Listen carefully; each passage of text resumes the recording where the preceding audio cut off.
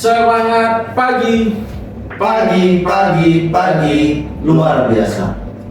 Oke, kembali lagi di podcast Semanggi University. Di sini perkenalan dulu teman-teman. Di sini dengan saya Bayu dari DC Surabaya dengan rekan saya. Saya Eko, juga dari Sales DC Surabaya. Oke. Jadi untuk topik atau tema kali ini di sini nanti kami akan membahas 12 skill sales yang harus dimiliki agar penjualan meningkat. Jadi ada 12 skill di mana nanti seorang sales itu harus perlu dibekali, istilahnya yang harus dimiliki supaya apa? Supaya penjualan meningkat. Oke. Jadi nanti di sini apa saja? Langsung kita bahas. Skill sales yang harus dimiliki agar penjualan meningkat. Yang pertama, komunikasi. Di mana komunikasi adalah aktivitas dasar yang dilakukan oleh setiap manusia. Jadi komunikasi merupakan pengiriman atau penerimaan pesan dari dua orang atau dua belah pihak sehingga pesan itu disampaikan dapat dipahami.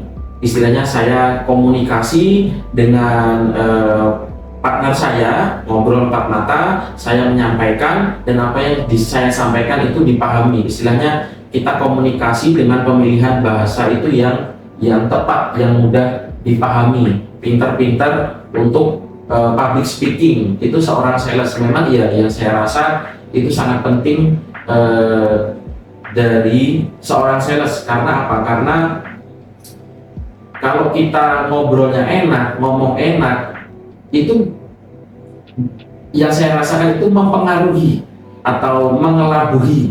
Bahasanya, kalau bahasa saya seperti itu. Jadi yang pertama tadi komunikasi, yang kedua ada empati.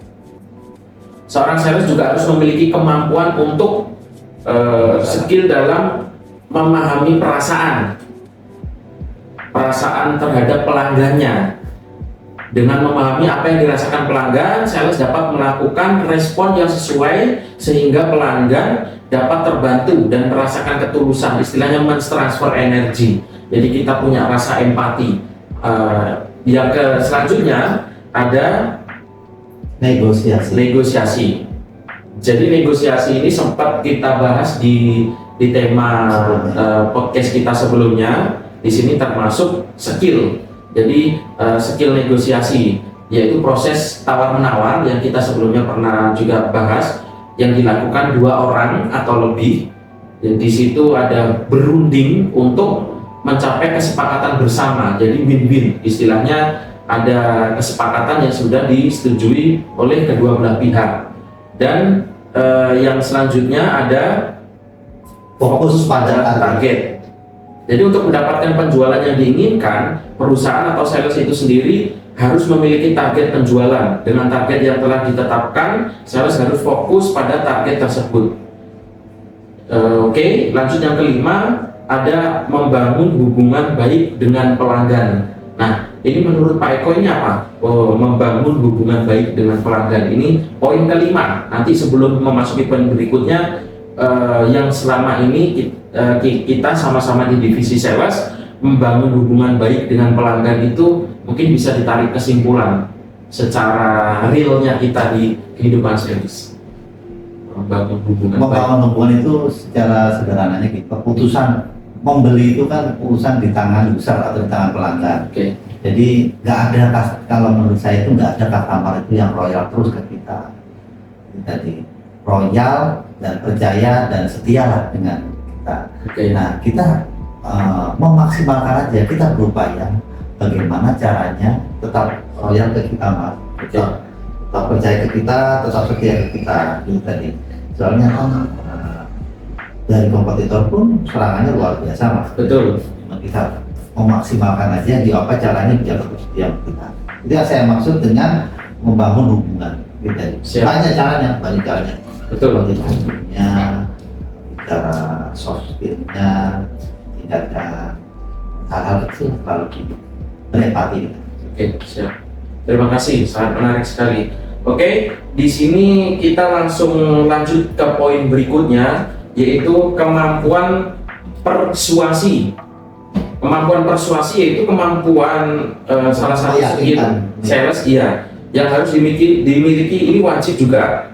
Jadi 12 poin ini teman-teman sales di luar sana harus wajib mempelajari ini. Jadi kemampuan persuasi sendiri merupakan kemampuan dalam meyakinkan. Jadi meyakinkan semua itu dari poin-poin ini kurang lebih berhubungan semua. Jadi mengajak calon pelanggan untuk membeli atau menggunakan jasa yang ditawarkan atau produk yang kita tawarkan. Dengan adanya kemampuan persuasi yang efektif akan membantu sales meningkatkan penjualan. Jadi untuk meningkatkan penjualan juga dari poin-poin ini tujuannya sama, untuk meningkatkan penjualan. Oke, kita ke poin yang ketujuh, yaitu kita harus bisa memahami kebutuhan pelanggan. Jadi kita di situ kita dekati, komunikasi di awalnya, terus kita gali kira-kira apa sih kebutuhan dari pelanggan itu tersebut. Istilahnya pelanggan menyampaikan, kita memberi solusi. Seorang sales kan seperti itu. Jadi pemahamannya skill yang berguna untuk memaksimalkan peluang. Jadi kita harus memaksimalkan peluang terjadinya kesepakatan jual beli dengan memahami dan mengetahui apa yang dibutuhkan pelanggan. Gitu.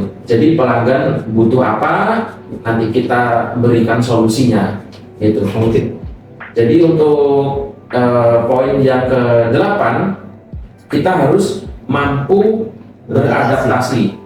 Oke, mampu beradaptasi itu seperti apa?